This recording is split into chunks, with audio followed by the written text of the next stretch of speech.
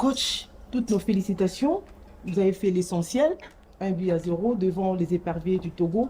Mais est-ce que vous-même, vous êtes satisfait du contenu de ces matchs? Oui, on est toujours satisfait quand on gagne.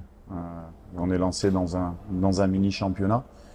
On sait qu'on doit faire le nécessaire à domicile. C'est la deuxième victoire à domicile sans prendre de but. Donc forcément, je suis satisfait du résultat. Maintenant, le contenu a été ce qu'il a été. C'est vrai que ce sont des matchs qui arrivent très vite, 2 jours après celui du Sénégal, 3 jours pour le Togo, en fin de saison. C'est dur pour les joueurs. Bien sûr qu'on aurait voulu peut-être être un peu plus en sécurité en mettant ce deuxième but. Mais aujourd'hui, il faut savoir prendre cette victoire avec toute l'humilité qu'il faut, se reposer et puis penser à la suite. Question? Monsieur coach, félicitations pour la qualification. C'est François Emmanuel pour les comptes de Numérica Télévision. Est-ce que vous regrettez d'avoir fait le choix de Gaël Kakuta dans le départ dans les 11 de la Non, je ne regretterai pas du tout. On marque 1-0 en première mi-temps. On ne regrette rien quand on gagne un match. La réalité, c'est qu'on a gagné 1-0. Peut-être en ayant pris d'autres options, on n'aurait peut-être pas gagné le match. Ou peut-être on aurait gagné 4-0. Ça, on ne peut pas le savoir. Donc effectivement, il faut l'analyser. Il faut voir ce qui a été, ce qui n'a pas été.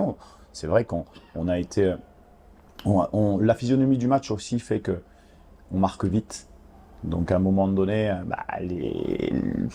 tout ce qu'on a mis en place, l'engouement pour pouvoir marquer, fait que à un moment donné, on est plus protecteur que même si on a fait rentrer en deuxième mi-temps des joueurs pour aller chercher ce deuxième but. Non, je regrette, pour répondre à votre question, je regrette pas du tout. Question? En noir. Vas-y, Non, lui-même, son téléphone. monsieur. Disons. Vas-y. Bonsoir coach. Bonsoir. Président de Bénédicte de la télévision. Félicitations pour la victoire.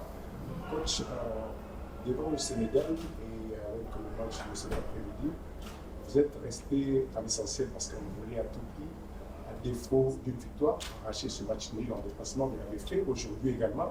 Vous avez fait l'essentiel parce que le Congolais gérait qu'à une victoire.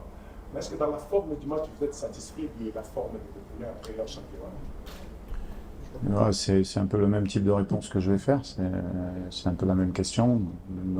Oui, on est forcément content parce qu'on gagne le match. Et un match de qualification de Coupe du Monde, c'est toujours difficile. Vous savez, cette équipe aurait dû battre le Sénégal chez elle. On regarderait toutes les occasions qu'elle s'est procurées. Vous avez vu aujourd'hui, c'est une bonne équipe dans un système qui nous a mis en difficulté. Il a fallu qu'on redensifie notre milieu de terrain à la mi-temps pour être beaucoup plus généreux sur les deuxièmes et les troisièmes ballons, qu'on perdait qu'on gagnait pas tout simplement, pour avoir des phases de possession. L'entrée de Charles nous a fait du bien dans ce cadre-là, pour mettre un peu plus de densité à la récupération du ballon. Voilà, c'est un match qui s'est décliné comme ça en fait, parce que on a marqué tôt dans la rencontre. Après, on a nous deux situations, je pense, notamment un contre un peu mal négocié en fin de match. Après, on ne peut pas dire qu'on a fait le meilleur match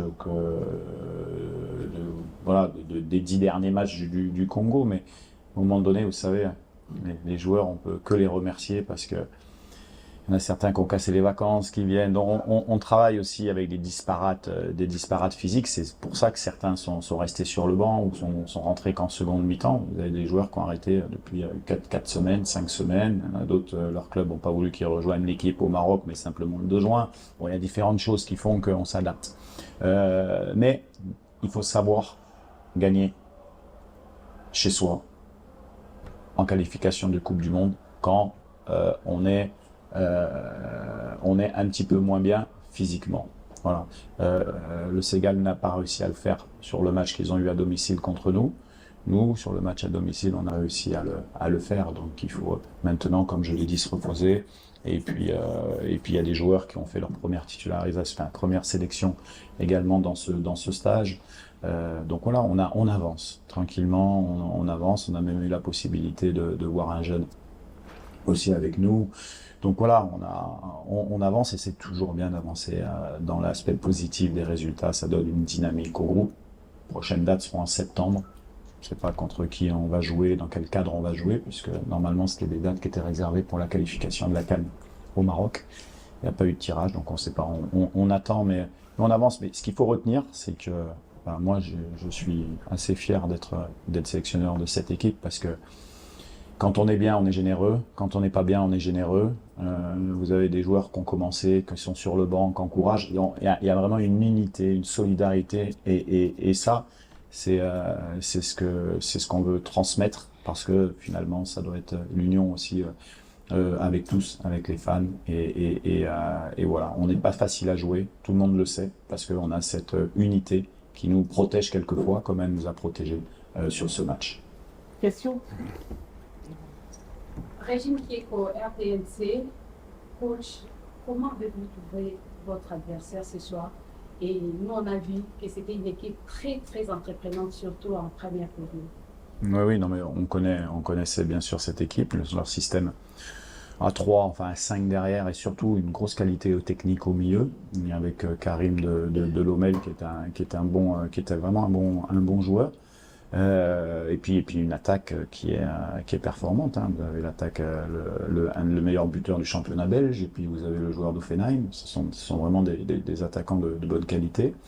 Donc voilà, on le sait, on s'attendait à un jeu directement pour aller toucher leur attaquant. C'est ce qui a été fait. Maintenant, je pense que ce qui fait la différence, encore une fois, c'est la profondeur de notre banc qu'on a, parce qu'au final, on peut régénérer quelques positions, ce qui pour eux n'a pas été forcément le cas sur le deuxième match. Question? Coach, bonsoir, c'est Jérémy Pimonet-Thio d'actualité.cd.